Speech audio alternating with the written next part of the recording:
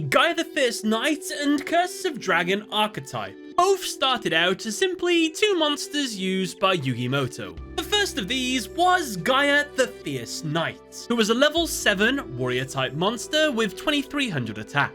His flavor text described him as a knight whose horse travels faster than the wind. His battle charge is a force to be reckoned with. Faith rewards me with Gaia, the Fierce Knight, with a destructive power of 2300! The second monster in this pair was Curse of Dragon, a level 5 dragon monster with 2000 attack. Its flavor text read, a wicked dragon that taps into dark forces to execute a powerful attack. Go, Curse of Dragon! Take flight!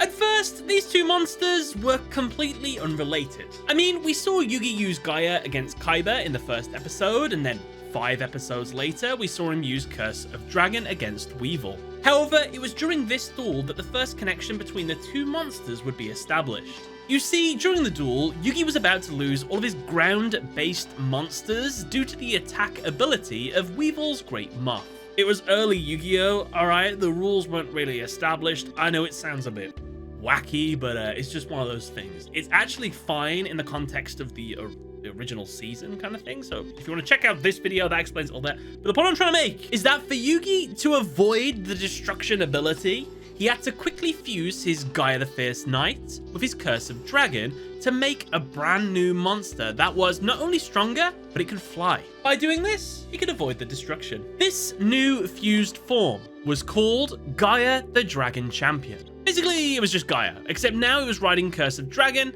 and it had an extra 300 attack points. My fused Dragon Knight combo is now powerful enough to go head-to-head with your Great Moth. Not the most riveting upgrade, I'll be honest, but what it did do is establish a connection between these two monsters, and from that, a whole archetype would be spawned because of this. It's worth noting that throughout the rest of the Duel Monsters anime, there would be one support card that we would get for these cards. It would be an upgraded dark counterpart to Gaia, Swift Gaia the Fierce Knight. This monster had identical stats to the original Gaia, except now it was dark attributed, and it was now an effect monster. It had the ability that if it was the only card in your hand, you could normal summon it without tributing.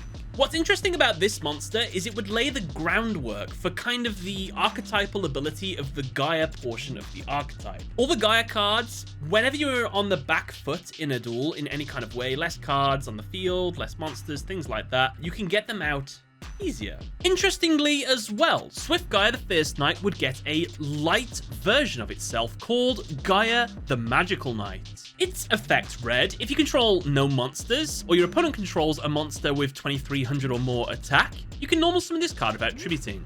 If this card is normal or special summoned, you can special summon one level 5 dragon monster from your hand or graveyard in defense position. Pretty cool, right? But going back to the anime for a second. Technically, there are 2 other cards related to this archetype that would be expanded upon later down the line. The first is Catapult Turtle, funnily enough.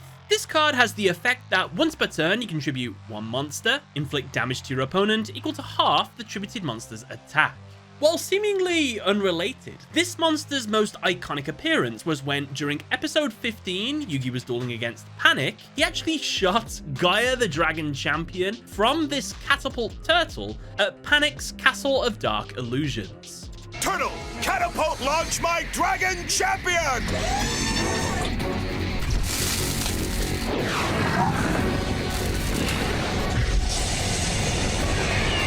From this one interaction in the anime, we got a support card, Artillery Catapult Turtle. It had the effect that you contribute 1 monster, special summon 1 Gaia the Fierce Knight monster, or 1 level 5 dragon monster from your hand or deck.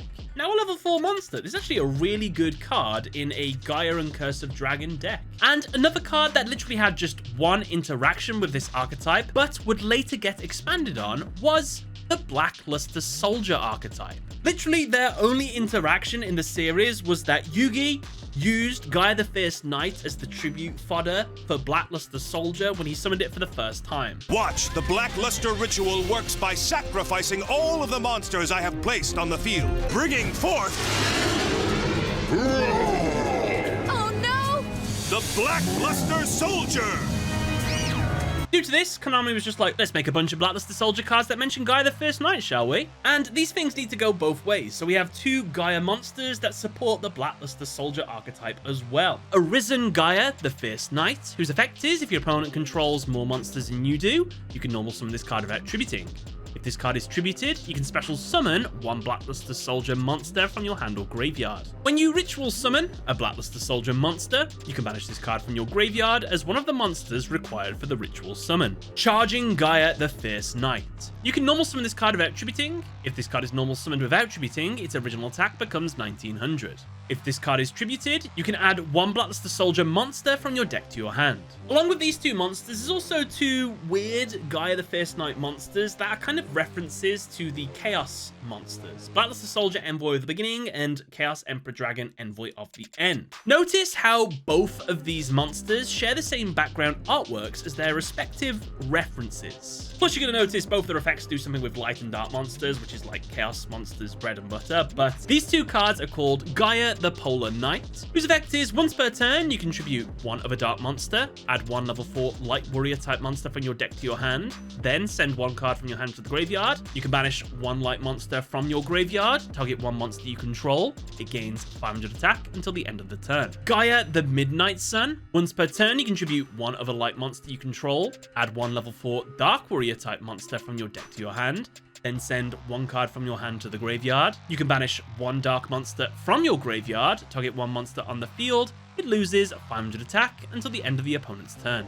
Now, for the rest of the Blackluster Soldier archetype, I'm going to save them for a different video, so stick around to the end to find out how to watch that one. But for now, Gaia the First Knight, Curse of Dragon, and their fused form all released in the real world in the 2002 set Legend of Blue Eyes White Dragon. Following these, the majority of future members that would be released would also share the exact same stats as their original counterparts. The way this deck works is that the Gaia cards work really well with level 5 dragon type monsters, since a lot of their effects and summoning requirements stipulate that criteria. Now, despite Curse of Dragon being the template for this, Gaia is not necessarily a one dragon kind of guy, since Gaia can use any dragon, not just Curse of Dragon kind of monsters. So it's kind of a one-way relationship, because the Curse of Dragon archetype, well, that archetype is purely and wholeheartedly supportive of the Gaia archetype with all of its effects. Regardless, the Gaia cards make themselves incredibly easy to summon to the field based on if you're on the back foot in a duel. Both the Gaia and Curse of Dragon cards can search each other. This is good, because your main goal is to get them together to fuse them to make one of their many forms. With them on the field, there's a lot of opportunities to go for some OTK plays, especially with the support cards. Some of these cards are really powerful. For example, we have the field spell, Galloping Gaia. Its effect is your opponent can activate cards or effects during the battle phase while Gaia the Dragon Champion is in your monster zone. You can reveal 1 Gaia the First Knight monster in your hand, add 1 level 5 monster from your deck to your hand. Or you can reveal 1 level 5 dragon monster in your hand, add 1 Gaia the First Knight monster from your deck to your hand. So this card is a great way to search the piece that you're missing. But what do you do when you've got these pieces together? Well, you activate their fusion card. Spiral Fusion. This in-archetype polymerization card has the ability to fuse 1 dragon fusion monster from your extra deck, using monsters from the hand or field as fusion materials. If Gaia the Dragon Champion is special summoned by this effect, it gains 2600 attack, and it can make up to 2 attacks on monsters during each battle phase. There's one more piece to this puzzle. We now have a really strong monster that can attack twice. What we really need to help ourselves out is Spiral Spear Strike.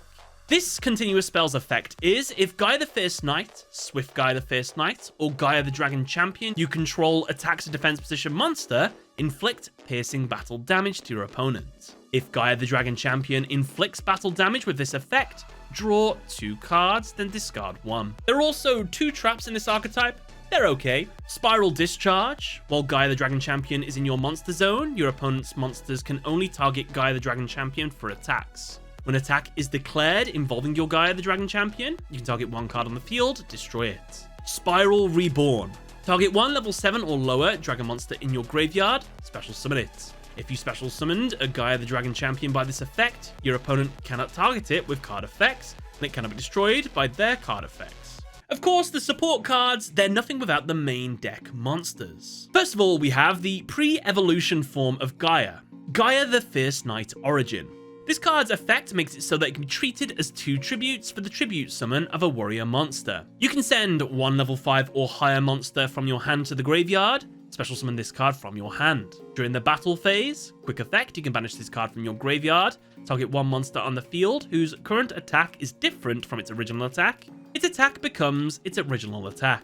Next, we have the true retrain of the original Gaia the Fierce Knight. If you want to see this as the modern version of this card, well, this is the one. Lord Gaia the Fierce Knight. The reason I say it's a true retrain is because it shares all of the stats of the original. It's the same type, attribute, level, has the same attack and defense, and even its effect is a retrain from the second Gaia card we got, Swift Gaia the Fierce Knight. This effect is, by the way, if your opponent controls a monster and you control no monsters, you can special summon this card from your hand. Once per turn, if a monster with attack higher than this card is special summoned to your opponent's field, you can make this card gain 700 attack until the end of this turn. We've spent a lot of time talking about Gaia the Fierce Knight in this video so far. Well, what about Curse of Dragon? Did that get any upgrades? Yes, it did. There was Curse of Dragonfire. Its effect is, if this card is normal or special summoned, you can target 1 field spell on the field, destroy it. Once per turn, you can fusion summon 1 fusion monster from your extra deck, using monsters you control as fusion materials, including this card. Not only does this card cut out the middleman with polymerization, its ability to destroy a field spell is actually a reference to its usage in the anime, as Yugioh used Curse of Dragon in combination with Burning Land to destroy Weevil's field spell. We also have Curse of Dragon, the Cursed Dragon. If this card is normal or special summoned, you can add 1 spell or trap from your deck to your hand. This card must specifically list Gaia the Dragon Champion in its text. If this card is sent to the graveyard, you can target 1 Gaia the Dragon Champion in your monster zone, negate the effects of all face-up monsters your opponent controls whose attack is less than or equal to its until the end of the turn. We also have the final and biggest main deck Gaia card, Soldier Gaia the Fierce Knight. Its effect is quick effect. You contribute 1 Dragon Fusion monster, special summon this card from your hand. If this card is special summoned, you can target 1 attack position monster on the field, change it to defense position. You contribute this card, add 1 level 7 or higher warrior monster from your deck to your hand, except Soldier Gaia the Fierce Knight. You know this guy is the ultimate Gaia because it is the only Gaia that has a greater level and attack as the originals, and it has 2600 attack, which is the same attack as the Fusion line. Speaking of Fusion line, this is a good segue into the extra deck monsters. Curse of Dragon, the Magical Knight Dragon. This monster requires 1 warrior monster and 1 level 5 or higher dragon monster. If you fusion summon a level 7 dragon fusion monster, you can also banish monsters from your graveyard as material. If this card is fusion summoned, you can target 1 spell or trap in your graveyard that mentions Gaia the Dragon Champion, add it to your hand. Sky Galloping Gaia the Dragon Champion. Requires 1 Gaia the Fierce Knight monster and 1 Dragon type monster. This card's name becomes Gaia the Dragon Champion while it's on the field. If this card is special summoned, you can add 1 Spiral Spear Strike from your deck or graveyard and add it to your hand. When this card declares an attack on an opponent's monster, you can change the battle position of that opponent's monster. This monster is most likely the proper retrain of the Gaia the Dragon Champion monster. Probably. Gaia the Magical Knight of Dragons, which is 1 Gaia the Fierce Knight monster and 1 level 5 dragon monster. In lore, the 2 monsters used to make this monster are most likely Gaia the Magical Knight and Curse of Dragon the Cursed Dragon. But you don't have to use those for fusion summon. I'm just saying it's in lore, this is probably what this monster is made up of. During the main phase, quick effect, you can target 1 other card on the field. This card loses 2600 attack, and if it does, destroy that card. When this card destroys an opponent's monster in battle, you can make this card gain 2600 attack. Now, Gaia the Fierce Knight has 4 interesting alternate versions depending on the summoning mechanic. These are a fusion counterpart called Gaia Drake, the Universal Force. It requires a Gaia Knight, the Force of Earth, and 1 non-effect synchro monster to be summoned. The effect is this card cannot be targeted by or destroyed by the effects of effect monsters. There's a synchro counterpart, Gaia Knight, the Force of Earth. It requires 1 tuner and 1 non-tuner. It has no effect. There is an Xyz counterpart, Gaia Dragon, the Thunder Charger, which requires 2 level 7 monsters. It can also be Xyz summoned by using a rank 5 or 6 monster. If this card attacks a defense position monster, inflict piercing battle damage. Finally, there's a Link counterpart, Gaia Saber, the Lightning Shadow. It requires 2 or more monsters. Yet again, this monster doesn't have an effect. Now, of course, because Gaia the Fierce Knight and Curse of Dragon were Yugi's cards, it makes sense that at some point they would get a fusion form with Dark Magician. And so we have Dark Cavalry, requires 1 Dark Magician and 1 Warrior monster. This monster gains 100 attack for each spell and trap on the field and in the grave. If this card attacks a defense position monster, inflict piercing battle damage. When a card or effect is activated that targets a card on the field, quick effect, you can discard 1 card, negate the activation. If you do, destroy it. The piercing battle damage a bit is a reference to the Gaia the Fierce Knight cards and the negating spells and traps and getting boosted by spells and traps. That's more of a Dark Magician, Dark Paladin kind of vibe. We also have the ultimate monster, Dark Magician, the Knight of Dragon Magic. Requires Dark Magician and 1 level 7 or higher Dragon or Warrior monster. Its effect is if your monster attacks a defense position monster, inflict piercing battle damage. Once per turn, when your monster destroys an opponent's monster by battle, you can inflict damage to your opponent equal to the destroyed monster's original attack. If this card is destroyed, you can special summon both 1 Dark Magician and 1 Gaia the Dragon Champion from your hand, deck, extra deck, and or graveyard. Finally, we have 2 of the newest members of this archetype. Gaia Blaze, the Force of the Sun. Requires 1 tuner and 1 non-tuner. If this attacking card destroys an opponent's monster by battle, it can make a second attack in a row.